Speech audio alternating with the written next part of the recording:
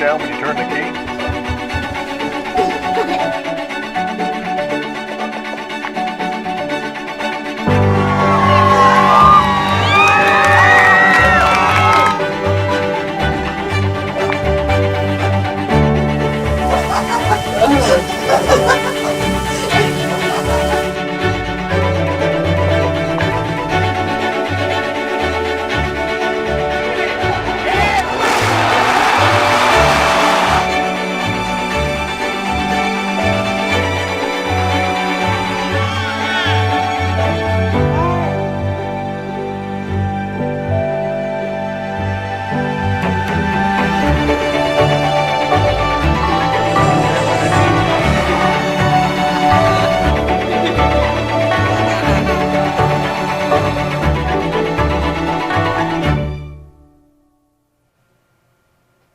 Hi everybody, thanks for watching today. My name is Marcus Eco and I'm here with Google's Director of Performance Marketing, Matt Lawson.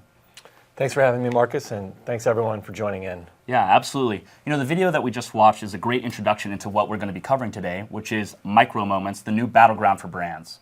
And Matt, I'm really excited to hear your perspective on how real life and digital are coexisting in today's new mobile age. Yeah, these are two really exciting topics for me. One is mobile, and the other is how it affects and changes consumer behavior.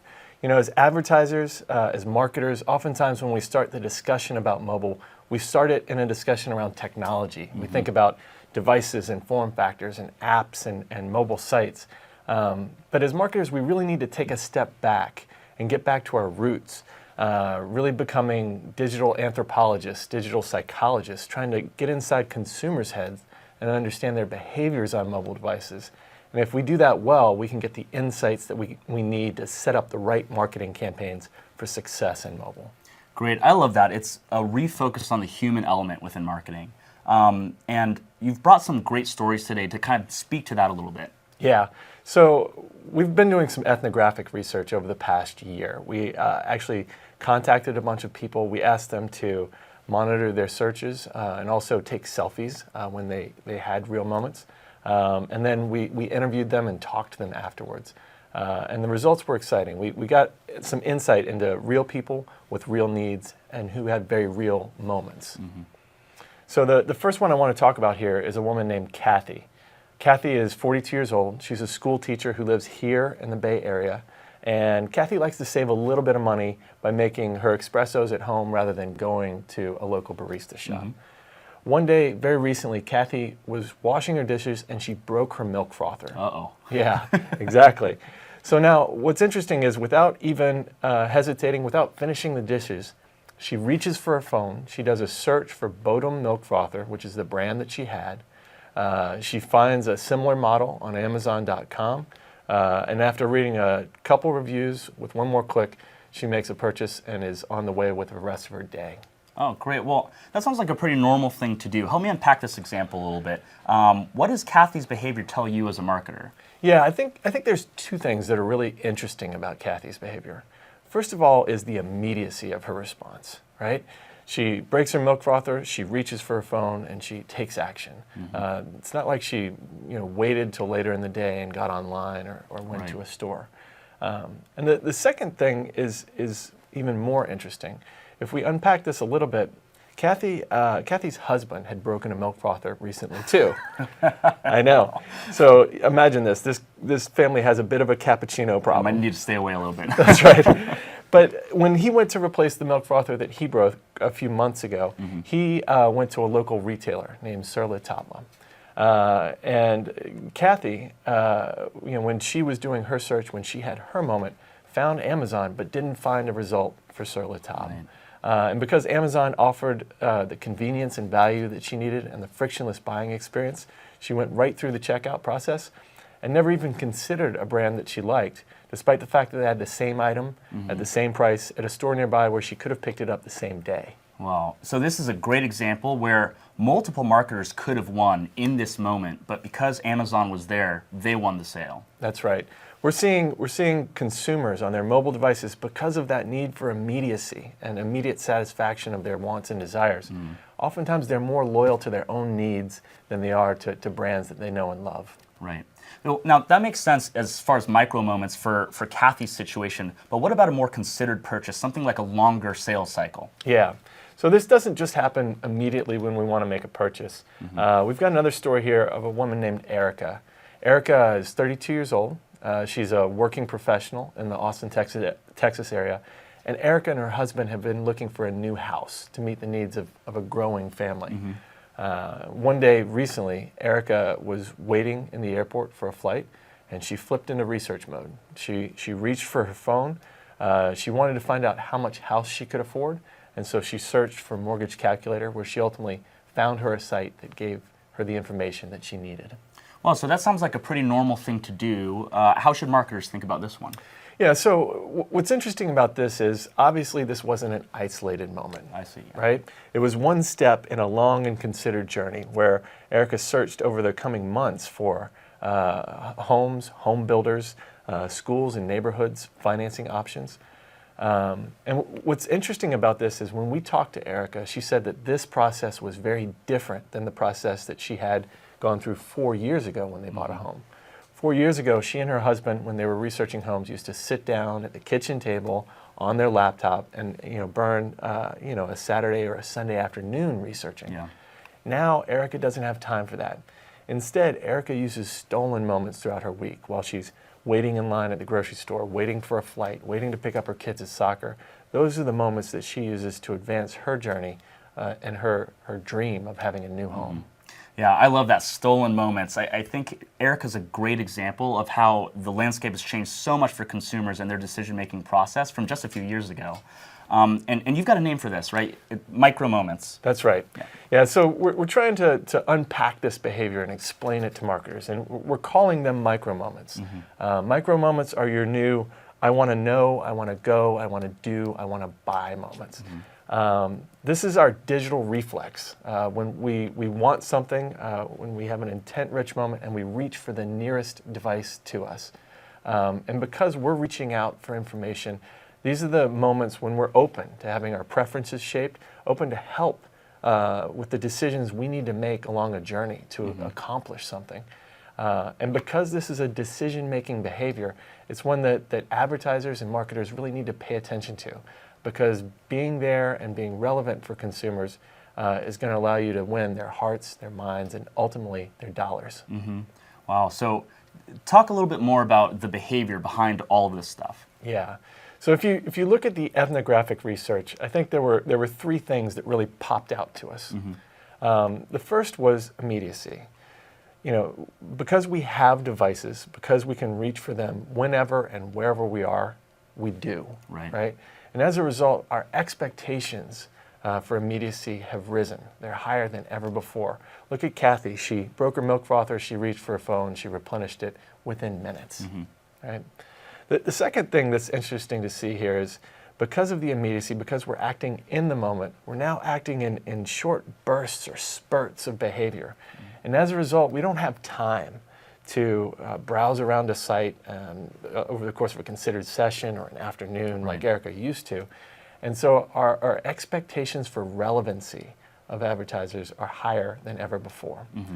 And when you look at these two things in combination, the increased immediacy and heightened expectations for relevancy, it leads you to one of the things that we observed, which is people in their moments are more loyal to their own needs than they are to a specific brand. On your mobile device, it's really about, am I getting what I want right now, and am I getting the information I need in the way that I need it to make it accessible and useful for me? And the brands that do that are the ones that are going to win. Yeah, things are getting a little bit clearer now, talking through some of these examples. You've been able to quantify this, right? Not just with ethnographic research, but with actual data. Yeah.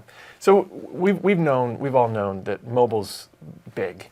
I think a month and a half ago, we announced that mobile queries now outpace desktop queries in 10 countries around the world, including the US and Japan. So there's no question that mobile is the trend. But we want to understand and unpack this behavior specifically. And to do that, we actually looked at some Google Analytics data. Google Analytics is used by tens of millions of websites around the world. And many of those sites opt in their data to be used in aggregated benchmarks. And that's what we have here. And what we saw was exciting. We saw that As mobile sessions or mobile visits to websites have increased, as the share of visits to websites from mobile has increased over the past year by 20%, the amount of time spent per visit has decreased by 18%. And yet, at the same time, we're seeing an increase in conversion rates on mobile of 29%. So what this tells me is the old mental model that we have as marketers is no longer true. We no longer go online and have this kind of dedicated session where we do a lot of research and browse. Instead, we're going online more, and when we do, we're operating in very short bursts or spurts of activity.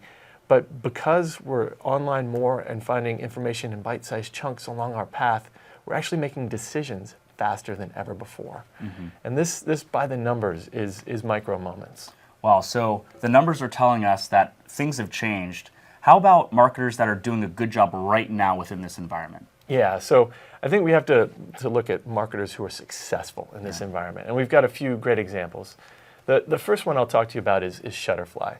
So Shutterfly makes personalized goods. You can get a personalized scrapbook, pictures, coffee mugs, milk frothers, maybe. I don't know if they make those today. But, and if you recall, Shutterfly got its start as an online photo scrapbooking company where you would go in and, you would upload your pictures, you would personalize the pages, you would personalize the book. And this is a long and considered process. It took you time to organize these scrapbooks, even online, and then they would send them to you. So one wouldn't think that people were trying to do this on their mobile devices.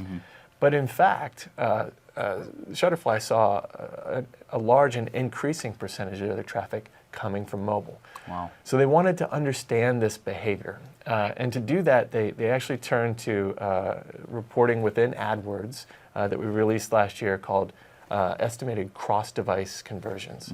And with this, what we can do is we can show when someone clicks on an ad on their mobile device, engages with a site, and then subsequently goes on to maybe finish a process or convert on a desktop or a laptop, or vice versa. And what was interesting here was Shutterfly observed that of their mobile clicks, they were actually able to measure 60% more conversions when they took into account people who started their journey on a mobile device and finish it elsewhere. And as a result, they were able to shift budgets to mobile. They were able to bid on more keywords, bid higher, and drive dramatically more conversions overall, even though the conversion itself maybe didn't happen on the mobile device. Great. That's a really good example of being able to take those insights and drive online behaviors. What about for businesses that need to drive offline behaviors? Yeah, that's a great question because mobile has opened the world up to a whole new set of conversions and contexts. One example of a company that's doing this well is Ehrlich Pest Control. So as you can imagine, when you find termites, it's rare that you find termites while sitting at your desk on your laptop. If you have a wooden desk, maybe. If you have a wooden desk, maybe. But you're more likely to find this when you're walking around your house. And when you do, the nearest device to you is often your phone. Now, Ehrlich is a national advertiser. They run national ad campaigns. But when you're searching on your phone, what you actually need is a couple things. The first is local relevance, right? So they worked with their agency, Periscopics, to really geo-target their campaigns to the state and to the city level and actually include the name of the city in their ad copy, which had a tremendous impact on their click-through rates and ultimately drove lower costs and more efficiency for their ads. The other thing you need to do to be locally relevant is to consider, what action people want to take. And this is to your point, you were talking about how do they convert. Oftentimes, if you're outside your home, you found you've got termites, you need to solve immediately. And so you don't want to fill out a lead form and have someone get back to you. You want to make a call right away. And so Ehrlich implemented our click-to-call ads and were able to drive a 250% increase in volume to their call center as a result.